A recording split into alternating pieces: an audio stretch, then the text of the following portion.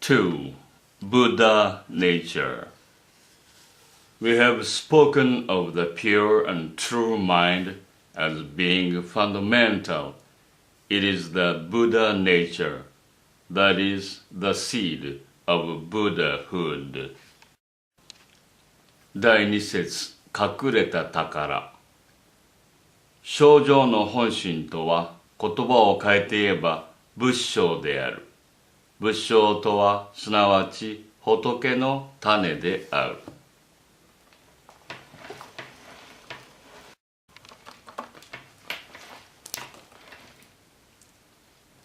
One can get fire if one holds a lens between the sun and the moxa.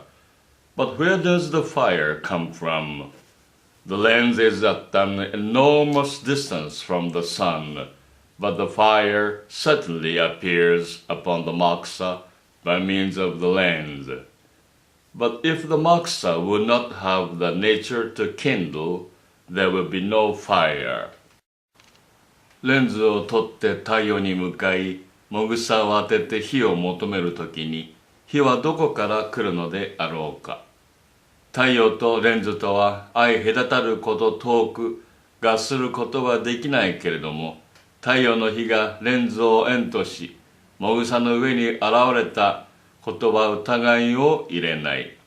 また、もしも太陽があっても、もぐさに燃える性質がなければ、もぐさに火は起こらない。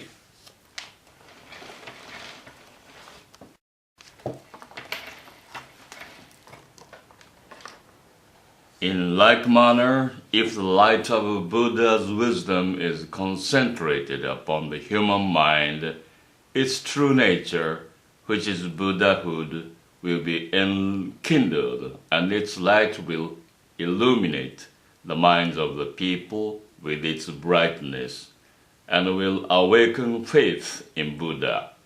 He holds a lens of wisdom before all human minds, and thus their faith may be quickened.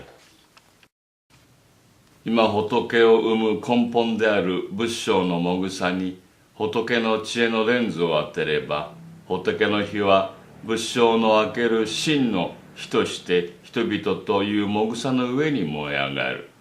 仏はその知恵のレンズを取って世界に当てられるから、世を挙げて真の火が燃え上がるのである。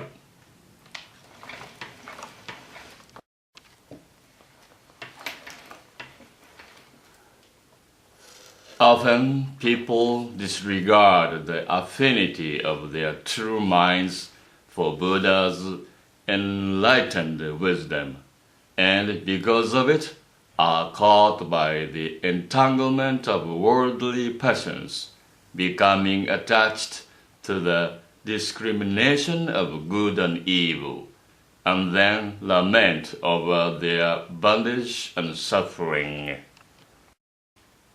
人々はこの本来備わっている悟りの仏性に背いて、煩悩の塵にとらわれ、物の良し悪しの姿に心を縛られて不自由を嘆いている。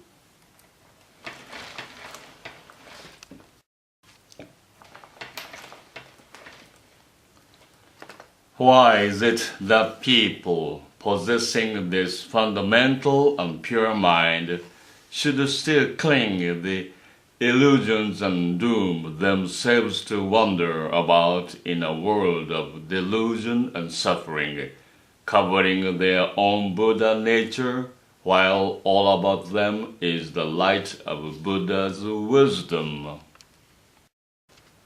Once upon a time, a man looked into the reverse side of a mirror and, not seeing his face and head, he became insane. How unnecessary it is for a man to become insane merely because he carelessly looks into the reverse side of a mirror. なぜ人々は本来悟りの心を備えていながら、このように偽りを生み、仏性の光を隠し、迷いの世界にさまよっているのであろうか。昔ある男がある朝鏡に向かって、自分の顔も頭もないのに慌てて驚いた。しかし、顔も頭もなくなったのではなく、それは鏡を裏返しに見ていて、なくなったと思っていたのであった。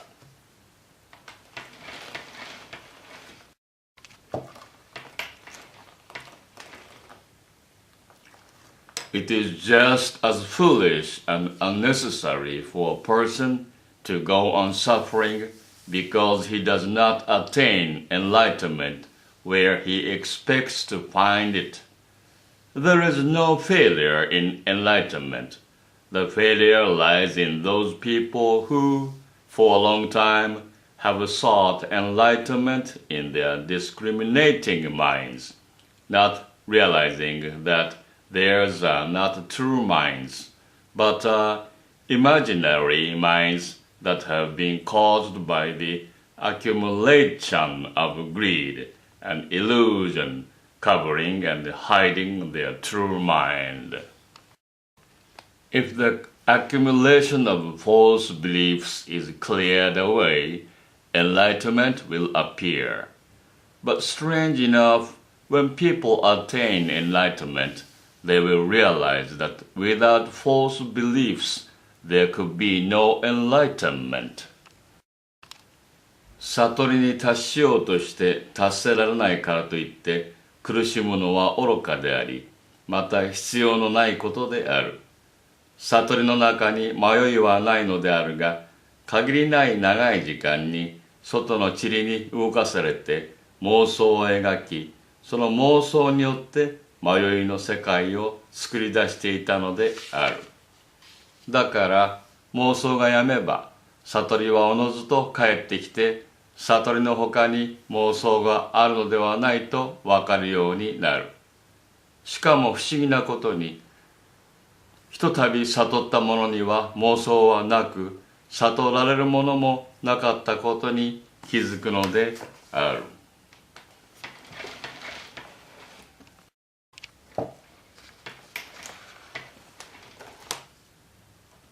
Buddha nature is not something that comes to an end.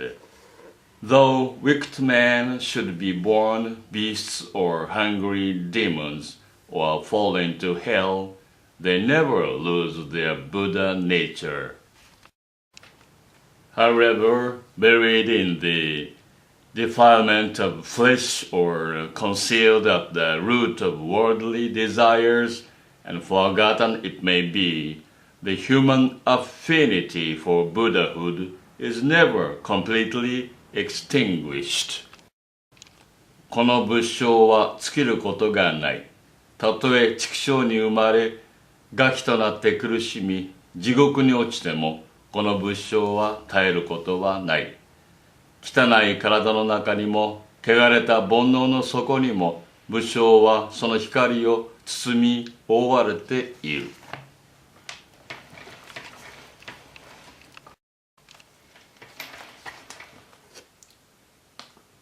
There is an old story told of a man who fell into a drunken sleep. His friend stayed by him as long as he could, but being compelled to go and fearing that he might be in want, the friend hid a jewel in the drunken man's garment. When the drunken man recovered, not knowing that his friend had hid a jewel in his garment, he wandered about in poverty and hunger. A long time afterwards, the two men met again, and the friend told the poor man about the jewel and advised him to look for it. 昔ある人が友の家に行き、酒に酔って眠っているうちに急用で友は旅立った。友はその人の将来を気遣い、値の高い宝石をその人の着物の襟に縫い込んでおいた。そうとは知らず、その人は酔いから覚めて他国へとさすらい、衣食に苦しんだ。その後再びその旧友に巡り合い、お前の着物の襟に縫い込まれている宝石を用いよと教えられた。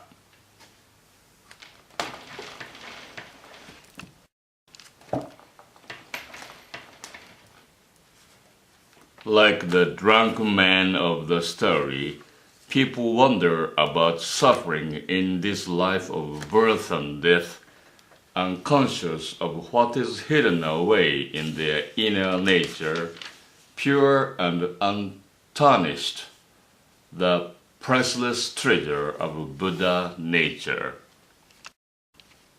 However, unconscious people may be of the fact that everyone has within his possession this supreme nature, and however degraded and ignorant they may be, Buddha never loses faith in them because he knows that even in the least of them there are, potentially, all the virtues of Buddhahood.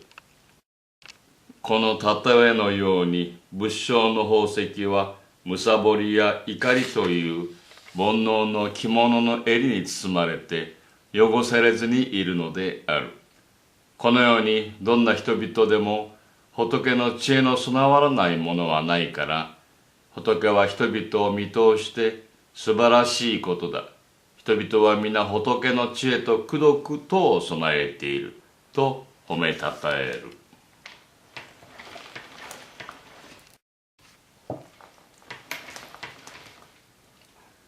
So Buddha awakens faith in them who are deceived by ignorance and cannot see their own Buddha nature, leads them away from their illusions and teaches them that originally there is no difference between themselves and Buddhahood. しかも人々は愚かさに覆われて物事を逆さまに見、己の仏性を見ることができないから、仏は人々に教えて、その妄想を離れさせ、本来仏と違わないものであることを知らせる。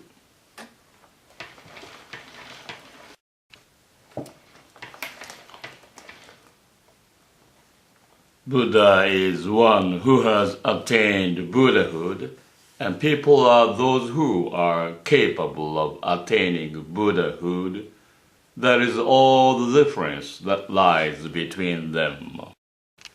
But if a man thinks that he has attained enlightenment, he is deceiving himself. For although he may be moving in that direction, he has not yet reached Buddhahood. Buddha nature does not appear without diligent and faithful effort, nor is the task finished until Buddhahood is attained. 仏性はあっても収めなければ現れず、現れなければ道を成し遂げたのではない。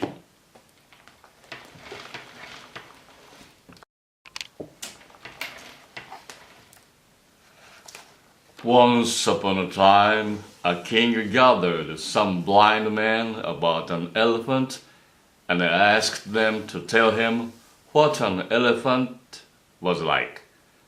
The first man felt a tusk and said an elephant was like a giant carrot. Another happened to touch an ear and said it was like a big fan. Another touched his trunk and said it was like a pestle. Still another, who happened to feel its leg, said it was like a mortar. And another, who grasped its tail, said it was like a rope. Not one of them was able to tell the king the elephant's real form. 昔一人の王があって、象を見たことのない人を集め、目隠しして象に触れさせて、象とはどんなものであるかを明々に言わせた。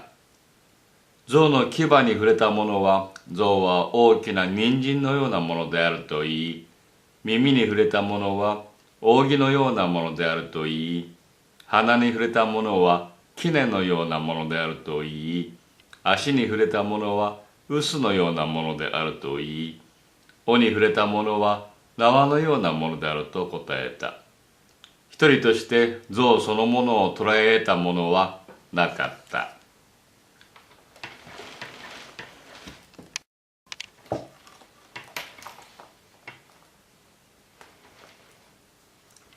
In like manner, one might partially describe the nature of man, but would not be able to describe the true nature of a human being, the Buddha nature. There is only one possible way by which the everlasting nature of man, his Buddha nature, that cannot be described by worldly desires or destroyed by death, can be realized, and that is by the Buddha and the Buddha's noble teaching. 人を見るのもこれと同じで、人の一部分に触れることができても、その本性である仏性を言い当てることは容易ではない。死によっても失われず、煩悩の中にあっても汚れず、しかも永遠に滅びることのない仏性を見つけることは、仏と法によるもののほかはでき得ないのである。